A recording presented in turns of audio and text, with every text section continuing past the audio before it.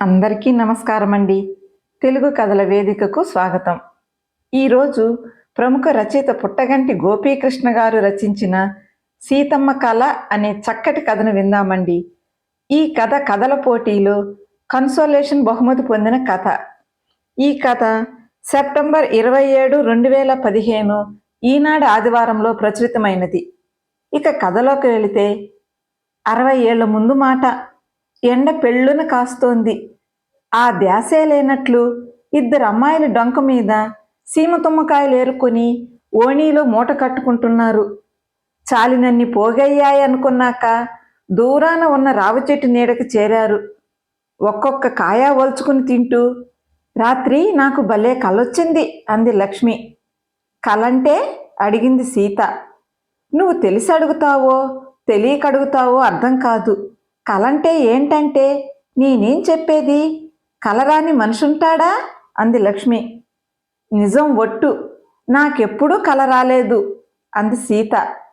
నీ కర్మ, నాకైతే భలే భలే కలలు వస్తాయి. రాత్రి వచ్చిన కలలో అయితే టూరింగ్ టాకీస్లో సినిమాకి వెళ్ళాను. అక్కడ నుండి తిరునాళ్ళకే వెళ్ళాను. రంగుల రాట్లం ఎక్కి తిరిగాను. పీచు మిఠాయి, ఐస్ ఫ్రూటు కొనుక్కొని తిన్నాను అంది లక్ష్మి. నాకెందుకు రావు ఆ కలలు? అమాయకంగా అడిగింది సీత. తినటం అయిపోవటంతో లేచి నిలబడి ఏమో అంది లక్ష్మి.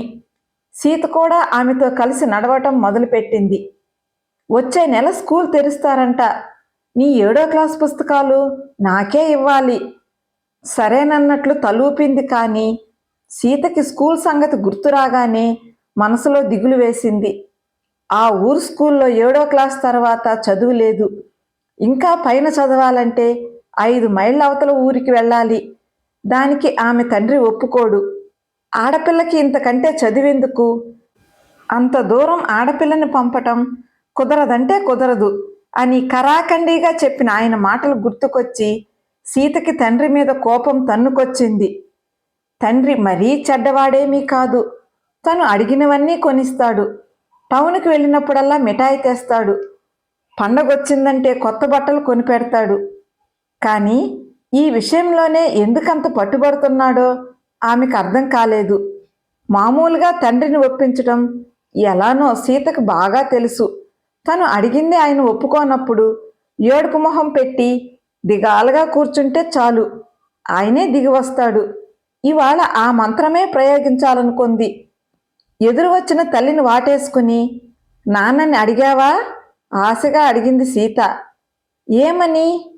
అదే నా స్కూల్ విషయం. వద్దన్న పనికి వెంపర్లాడటం తప్ప ఏముంది ఆ స్కూల్లో? అదంతా కాదమ్మా, నాన్నని అడిగావా లేదా చెప్పు కోపంగా అంది సీత. ఇంకోసారి అడిగితే నీతో పాటు నా ఒళ్ళు కూడా చీరేస్తానన్నారు. ఆ మాటతో విసివిసా నడుచుకుంటూ వెళ్ళి ఒక మూల కూర్చుంది సీత. తల్లి నానమ్మ ఎంత బతిమలాడినా భోజనం చేయలేదు. కడుపులో ఆకలి మాడుస్తున్నా అలానే కూర్చుంది. మామూలుగా వచ్చే సమయం దాటి ఆలస్యంగా వచ్చాడు ఆమె తండ్రి ఆ రోజు. కూతురు అలక విషయం చెప్పింది తల్లి. దేనికంట అడిగాడాయన. అదే పక్కూరు స్కూల్లో చేరే విషయం నసుగుతూ చెప్పింది తల్లి. అది కుదరదని చెప్పానుగా. చిన్నపిల్ల, దానికేం తెలుసు? మిగిలిన పిల్లలు వెళుతున్నారని ఆశపడుతోంది. ఎవరో కూటికి టీకానా లేని వాళ్ళు ఆడపిల్లని అంత దూరం పంపి చదివిస్తారేమో. నా కూతురు ఉద్యోగాలు చేయనవసరం లేదు. చక్కగా చెప్పిన వాడిని పెళ్లి చేసుకుని కాపురం చేసుకుంటే చాలు అన్నాడు. ఆయన మాటలు ముగించకముందే సన్నగా రాగం అందుకుంది సీత. బెదిరింపు ఘట్టంలో ఇది 2వ మెట్టన్నమాట. అయితే ఆ రోజు అది ఎదురు తిరిగింది.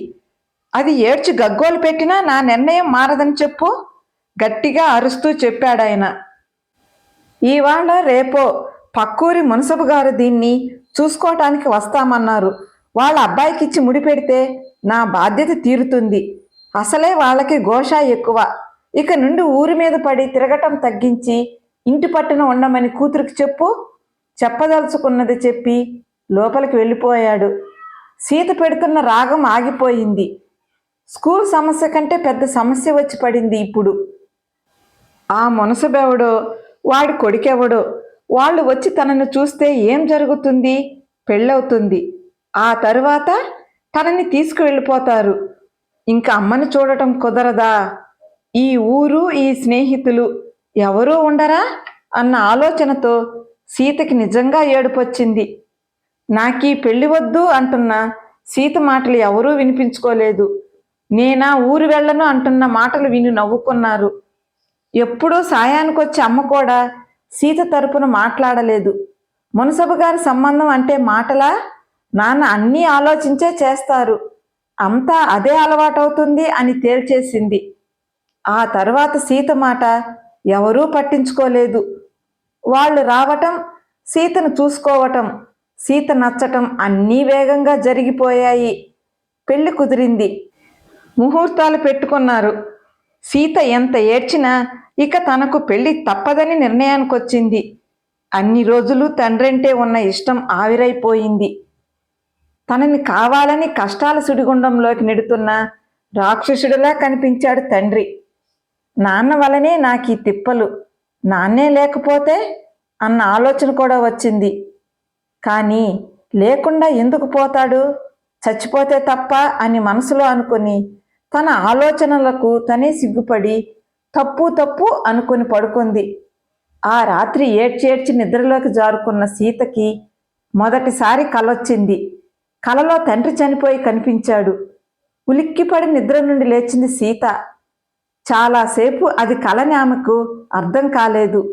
రొప్పుతున్నట్లు వస్తున్న ఊపిరి, దిగకారుతున్న చెమటలు ఆమెకు మళ్ళీ నిద్రను లేకుండా చేశాయి. సీత లేచి కూర్చోవటం గమనించిన నానమ్మ, ఏంటే నిద్ర పట్టడంలా అని పలుకరించింది. ఏదో కల వచ్చింది, గొణుగుతున్నట్లు చెప్పింది సీత. నీకసలు కలలే రావంటావుగా, ఇంతకీ ఏం కలేంటి అడిగింది ఆవిడ మా గన్నుగా. ఏం చెప్పాలో తెలియక ఆగిపోయింది సీత. సరేలే, ఇప్పుడు పడుకో, తెల్లారాక చెప్దూలే అంటూ తిరిగి పడుకుంది ఆవిడ. సమయం గడవటంతో మామూలు స్థితికి వచ్చింది సీత. దడదడలాడుతున్న గుండె మామూలుగా మారింది. తిరిగి దిండు మీద తలవాల్చింది సీత. నిద్ర పట్టిందో లేదో గుర్తులేదు, కానీ గొల్లున ఏడుస్తున్న శబ్దాలకు తిరిగి లేచి కూర్చుంది. ఆ ఏడుపులు తన ఇంట్లో నిండే వస్తున్నాయి. నిద్రలోనే తండ్రి గుండె ఆగి చనిపోయాడని తెలిసి కట్రాట్లా నిలబడిపోయింది సీత. ఇల్లంతా రోదనలతో మార్మోగుతోంది. అంత దుఃఖంలోనూ తళుక్కున ఒక ఆశారేఖ సీత మనసులో మెరిసింది. ఈ చావుతో ఇక తన పెళ్లి ఆగిపోతుందేమో అన్నదే ఆ ఆశ. కానీ అది కూడా ఎక్కువసేపు నిలవలేదు. తండ్రి చనిపోయిన వెంటనే ఎంత త్వరగా వీలైతే అంత త్వరగా కూతురికి పెళ్లి చేస్తే చనిపోయిన వ్యక్తికి ఉత్తమ గతులు వస్తాయని చెప్పటంతో అనుకున్న దానికంటే వేగంగా సీత పెళ్లి జరిగిపోయింది. పెళ్లితో పాటే సీత మకాం అత్తగారి ఊరికి మారింది. ఇంట్లోకి అడుగుపెట్టే ముందు భర్త పేరు చెప్పమన్నారు సీతని. సిగ్గుపడుతూ చెప్పింది సీత. పేర్లు భలే కలిశాయి అన్నారు అందరూ. పేరు రామనీయుడు అయినంత మాత్రాన బుద్ధులు రాముడివి ఉండనవసరం లేదని తరువాత తెలిసింది సీతకి. మునసబు గారిది పెద్ద చెయ్యి, అడిగిన వాడికి లేదనకుండా సాయం చేస్తాడు. ఊర్లో ఆయన మాటకి ఎదురులేదు. 100 ఎకరాల వ్యవసాయం, అయినా రాబడి కంటే ఖర్చులు అధికం. రామనీయుడు కాక 2 ఆడపిల్లలు. ఆడపిల్లల పెళ్ళిళ్ళు అయ్యేటప్పటికీ వారి పెళ్ళిళ్ళకి పెట్టుపోతలకి సగం పొలం తుడిచిపెట్టుకుపోయింది. మరో పక్క రామనీయుడికి లేని అవలక్షణం లేదు. ఎప్పుడూ 4 మనుషుల్ని వెంటేసుకుని తిరగటం, టౌన్కెళ్ళి క్లబ్బుల్లో పేకాడటం, తాగటం అతని హ్యాబీలు. పెళ్ళైతే అయినా మారుతాడని మునసబు గారు అనుకున్నారు, కానీ ఆయన ఆశ ఆశగానే ఉండిపోయింది. డబ్బు ఖర్చు తగ్గించమని నువ్వే చెప్పాలి అని అత్తగారు ఎంత మొత్తుకున్నా రామనీయుడి ముందు నోరు తెరుచుకునేది కాదు సీతకి. ఇంతలోనే సీత నెల తప్పింది. కొంతకాలం ఈ ఖర్చుల గోల అందరూ మర్చిపోయారు. పుట్టిన మనవణ్ణి చూసుకుని ముద్దు మురిపెం తీర్చుకోకుండానే అత్తమామలిద్దరూ 2 ఏళ్ల తేడాతో కాలం చేశారు. ఇప్పుడు కొడుకు బాధ్యతతో పాటు ఇంటి బాధ్యత సీత మీదే పడింది. రామినీడిని అడ్డుకునేవారు కానీ అడిగేవారు కానీ లేకపోవటంతో మరింత విజృంభించాడు. పిల్లవాడికి స్కూల్ వయసు వచ్చేటప్పటికి 50 ఎకరాలు పాతిక్కి పడిపోయాయి. రామినీడికి తండ్రి బ్రతికుండగా దొరికిన గౌరవం క్రమక్రమంగా తగ్గిపోయింది. తాగటమే కాకుండా ఊర్లో వాళ్లతో గొడవలు పడటం ఎక్కువైంది. సీతకి ఏం చెయ్యాలో పాలుపోవటం లేదు. తనకు జరిగిన అన్యాయం తన కొడుక్కి జరగకూడదన్నది ఆమె అభిమతం. అతన్ని కోరుకున్న చదువు చదివించి జీవితంలో పైకి తీసుకురావాలన్నది ఆమె ఆశయం. మరోవైపు చూస్తుండగానే కమతం తగ్గిపోయింది. వచ్చే ఆదాయం అంతంత మాత్రం. రామినీడు మాత్రం ఎంత చెప్పినా వినకుండా అప్పులు చేసి మరీ ఖర్చులు చేస్తున్నాడు. రోజు ఇంటి మీదకి ఎవరో ఒకరు రావటం, అప్పు తీర్చమని సీతను ఒత్తిడి చేయటం మామూలయ్యింది. వెనుక ఉన్న ఆస్తి చూసి వాళ్లే అతనికి ఎగబడి అప్పులిస్తున్నారని ఆమె అనుమానం. కానీ ఏం చేయగలదు? ఈ ఊరు స్కూల్లో 10వ క్లాస్ వరకు ఉంది. సీత కొడుకు బాగా తెలివి కలవాడని, బాగా చదివిస్తే పైకొస్తాడని అందరూ సలహాలిస్తున్నారు. కానీ రామినీడు ఖర్చు పెట్టే వేగం చూస్తే పిల్లవాణ్ణి చదివించగలగటం అనుమానమే అనుకుంది సీత. నాన్న ఎందుకమ్మా అన్ని అప్పులు చేస్తాడు అని అడిగే కొడుకుకు ఏం చెప్పాలో అర్థం కావటం లేదు. అలా అని భర్తని కంట్రోల్ చేసే శక్తి మొదటి నుండి లేదు. మనం టౌన్లో ఉంటున్నట్లు, పెద్ద స్కూల్లో చదువుకుంటున్నట్లు కలొచ్చిందమ్మా అన్నాడు కొడుకు ఒకసారి. ఆమెకు తన తండ్రి చనిపోయిన రోజు వచ్చిన కల గుర్తొచ్చింది. ఆశ్చర్యంగా ఆ తర్వాత ఆమెకు మళ్ళీ కల రాలేదు. నా స్నేహితుడు నాన్న పొలం అమ్మేసి టౌన్కి వెళ్ళిపోతున్నాడు, వీడిని అక్కడే మంచి కాలేజీలో చేరుస్తాడంట అన్నాడు కొడుకు. తన భర్త ఆ పని ఎట్టి పరిస్థితుల్లోనూ చేయడని సీతకు తెలుసు. ఆస్తి అంతా ఖర్చు చేసినా భర్త మీద రాని కోపం కొడుకు భవిష్యత్తుకు అడ్డుపడుతున్నాడని వచ్చింది. కానీ అతన్ని ఎలా అడ్డుకోవాలో తెలియటం లేదు. ఇట్లాంటి మొగుడు ఉంటే ఏమి లాభం, ఊడితే ఏమి లాభం, చస్తే అన్నా పీడ విరగడవుతుందేమో అనుకుని నాలుక ఖర్చుకుంది. తనే తన భర్త చావు కోరుకుని తప్పు చేస్తున్నానన్న అపరాధ భావంతో ముడుచుకుని పడుకుంది ఆమె. కానీ ఆలోచించిన కొద్దీ ఆమెకు భర్త బతికుండే కన్నా చనిపోతేనే నయమని అనిపించింది. అతను బతుకుంటే ఆస్తి అమ్మనివ్వడు, కొడుకును టౌన్కు పంపి చదివించనివ్వడు. అలా అని ఏదన్నా ఆస్తి మిగులుస్తాడా అంటే అదీ లేదు. కొడుకు పెద్దయ్యేటప్పటికీ ఉన్నదంతా ఊడ్చి వాడి మీదే ఆధారపడతాడు. తన జీవితం నాశనం చేసుకుందే కాక ఇప్పుడు కొడుకును కూడా ఎదగకుండా చేస్తున్నాడు. అట్లాంటి వాడు పోవాలని కోరుకోవటం తప్పు కాదనే నిశ్చయానికి వచ్చిందామె. ఆమె కోరికను నిజం చేస్తున్నట్లు తిరిగి ఆమెకు ఆ రాత్రి కల వచ్చింది. ఆ కలలో చనిపోయి కనిపించాడు రామినీడు. భయంతో శరీరమంతా వణుకుతుంటే లేచి కూర్చుంది సీత. ఏమైందమ్మా అడిగాడు కొడుకు. ఏమీ లేదు, నువ్వు పడుకో అని అతన్ని పడుకోబెట్టింది. ఒకసారి లేచి ఇంట్లో భర్త ఉన్నాడేమో అని చూసింది. అతను రాత్రి రాలేదు. అది అతనికి మామూలే. కల రాకపోయి ఉంటే సీతకి కూడా మామూలే. ఇంకా తెల్లవారటానికి చాలా సమయం ఉంది. వాకిట్లో ఒక్కతే కూర్చుంది సీత, ఏదో వార్త కోసం ఎదురు చూస్తున్నట్లు. గంట గడిచింది, 2 గంటలు గడిచాయి. తూర్పున వెలుతురు పొడచూపింది. ఏ వార్త రాలేదు. ఆమెకు తన మూర్ఖత్వానికి తనకే నవ్వు వచ్చింది. ఒకసారి ఏదో కాకతాళీయంగా కలలో కనిపించింది. నిజంగా జరిగిందని, ప్రతిసారి అలా జరగాలని ఎక్కడ ఉంది? నిరాశగా లేచి ఇంట్లోకి నడవబోతూ ఆగిందామె. దూరంగా ఊర్లోకి వస్తూ కనిపిస్తోంది ఒక పోలీసు జీపు. అది సరాసరి వచ్చి ఆ ఇంటి ముందే ఆగింది. ఇది రామినీడు గారి ఇల్లేనా అడిగాడతను. అవును. మీరు? నా పేరు సీత, ఆయన నా భర్త. ఐఆమ్ సారీ, రాత్రి క్లబ్బులో డబ్బుల దగ్గర తేడా వచ్చి ఒక వ్యక్తి మీ ఆయన్ని కత్తిపెట్టి పొడిచాడు. ఆయన ఇప్పుడు? అనుమానంగా అడిగింది సీత. సారీ, ఆయన చనిపోయారు చెప్పాడతను. సీత కంట్లో నుండి దారగా కారుతున్న కన్నీళ్లను చూసి అతను తల వంచుకున్నాడు. అవి ఆనంద బాష్పాలని అతనికి తెలిసే అవకాశం లేదు. ఆ తర్వాత జరగాల్సినవన్నీ చకచకా జరిగిపోయాయి. రామినీడి అంత్యక్రియలు జరగకముందే అప్పులు వాళ్ళు మీద పడ్డారు. ఆస్తి అంతా అమ్మిన సీత వాళ్ళ అప్పులు తీరగా మిగిలిన డబ్బులు తీసుకుని టౌన్కి మకాం మార్చింది. కొడుకును మంచి కాలేజీలో చేర్చింది. ఇక అతని వెనక్కి తిరిగి చూసుకోలేదు.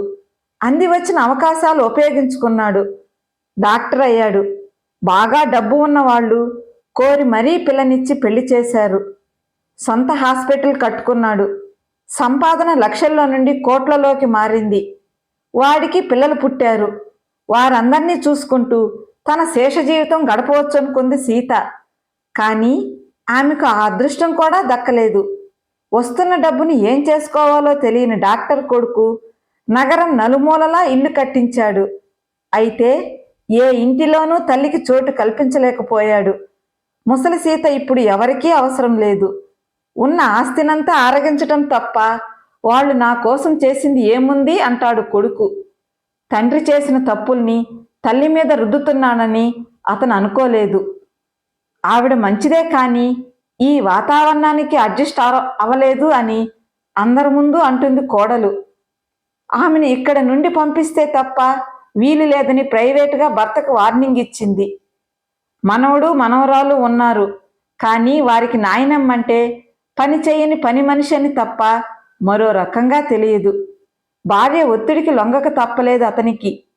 అందరి అసౌకర్యాలకు విరామం ఇస్తూ సీతను వృద్ధాశ్రమంలో చేర్చటానికి నిర్ణయించుకున్నాడతను. నేను మీకేం అడ్డురా, నన్ను ఇక్కడే ఉంచండిరా అని బతిమలాడింది సీత.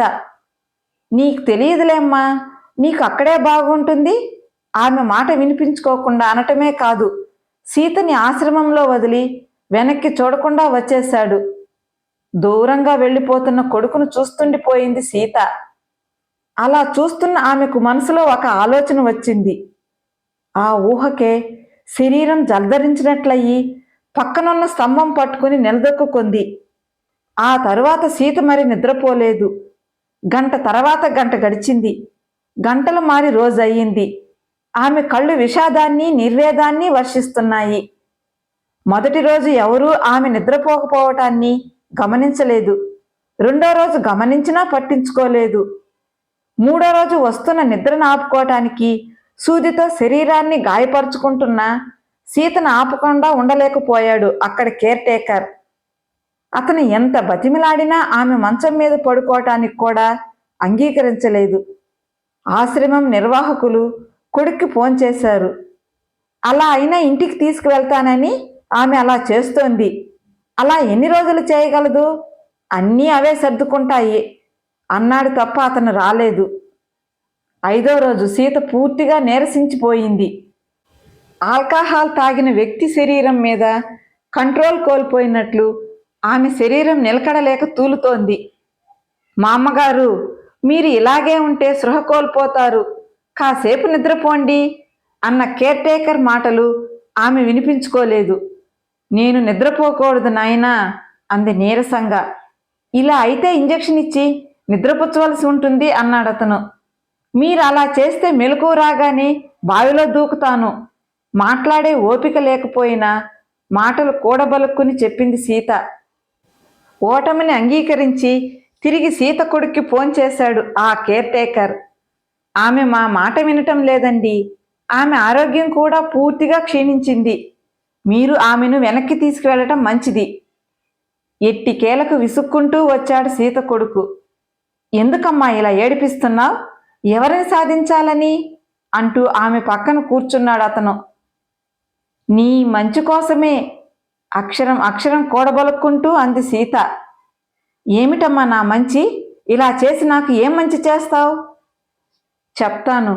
పొరపాటును కూడా నాకు మందు ఇచ్చి నిద్రపుచ్చే పని చెయ్యకు. ఏం? మొదటిసారి మా నాన్న మీద పిచ్చి కోపం వచ్చినప్పుడు ఆయన చచ్చిపోతే బాగుండుననుకున్నాను. ఆ రాత్రి అదే కలలో వచ్చింది. తెల్లారేటప్పటికి ఆయన చచ్చిపోయాడు. తరువాత నీ అభివృద్ధికి అడ్డు వస్తున్నాడని మీ నాన్న చచ్చిపోతే బాగుండుననుకున్నాను. ఆ రాత్రే మృత్యువు మళ్ళీ నన్ను కలలో పలుకరించింది. మీ నాన్న చచ్చిపోయాడు. ఇప్పుడు నేను వద్దనుకున్నా నీ మీద కోపం రాకుండా ఆపుకోలేకపోతున్నాను.